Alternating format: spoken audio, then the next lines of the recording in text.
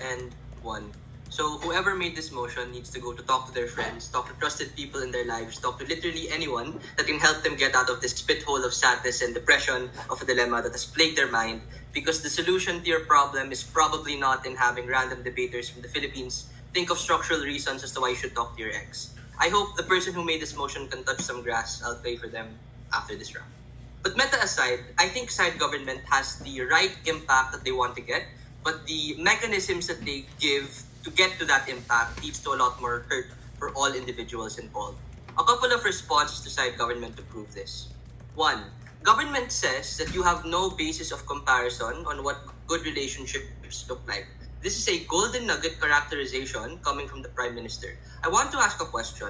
If the actor in this motion doesn't know what a good relationship looks like, why are we going to feed them into this toxic relationship that they've already experienced? Because I want to exploit the knowledge coming from the info slide, right? The info slide says that the relationship has a historical basis for being unstable. There are some good days, some bad days, they fight, they get back together, they break up. The actor in this motion thinks they feel love only because this is the most proximate thing to love that they have felt in the past. DPM says this actor probably is not going to get back together with the ex. Wait, what? I thought PM said it's a irrational decision, right? Gov has to pick a frame. It can't be both. He's a logical person, but also he acts in an irrational manner. DPM asserts that they know they're in a toxic relationship. If that was true, I don't think we even have a debate to begin with. The point is, it's highly unlikely that the ex, after acting immature, now at an inflection point of a huge decision, suddenly switches up to be the most responsible and most mature individual that is able of giving you all of the closure that you want. Newsflash, closure is not something that is given to you. It's something you have to make and agree upon yourself. 2. If side government concedes that you probably don't want to get back with your ex, then what's the point, right? The thing is, what if they want to get back together with you and try to gaslight you and lure you in because you are so vulnerable? Sure, you might be a bit more mature in college, but you literally have more to lose because of your vulnerability. This sets you up for further heartbreak down the line at the point in which they go abroad. You are likely to relapse into attachment because feelings are irrational, especially since it's your first time feeling love, you are vulnerable to their instability. Third and lastly, closure, if dependent on externalities, is a super dangerous way to live life. Every single thing you do becomes dependent on things outside of your control. We flip the PM extension and tell you that it sets a dangerous, sad, and scary precedent for future relationships because you will perpetually be walking on eggshells, and anytime you want to move on is contingent on external people giving that closure for you. Gov thus far assumes closure to be your primary metric, of which they haven't proven so far in the case. Note little to no response to my partner's case. What's the extension? How you not calling allows your character arc to begin while also giving closure to let your partner leave the country in peace. Why is this true? The first mech is on letting go of any potential that something can happen. The problem with the actor in this motion is that they're hung up on the what could have been and what could have happened. Why is this a problem? This is a problem insofar as the mental state that they're currently in makes it literally impossible for them to see the potential of new relationships from being made.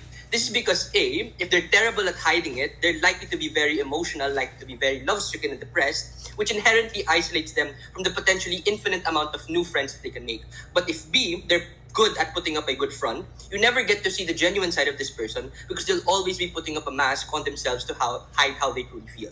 I think the tie back this has in calling is that it leaves things open. We don't live in the 50s anymore, right? You calling once again starts a chain reaction for things to happen all over again. Calling puts the hope in that you may have, that maybe LDR can work. Maybe you can try again. Maybe things will work this time. I want to note that this entire mechanism serves as the responsive material to the closure argument coming from the Prime Minister. You're already 7 months clean of this addiction. Please don't waste all of those 7 months to call them back again. The impacts of this first mechanism allow you to finally let go and get the closure because you choose something on your own, outcome independent on your ex. The second mechanism as to why this is true is because it will definitely hurt. It will not be a pleasant experience, and that is a guarantee that happens probably on either side of the house. But what is exclusive on side opposition is the framing of this hurt and pain.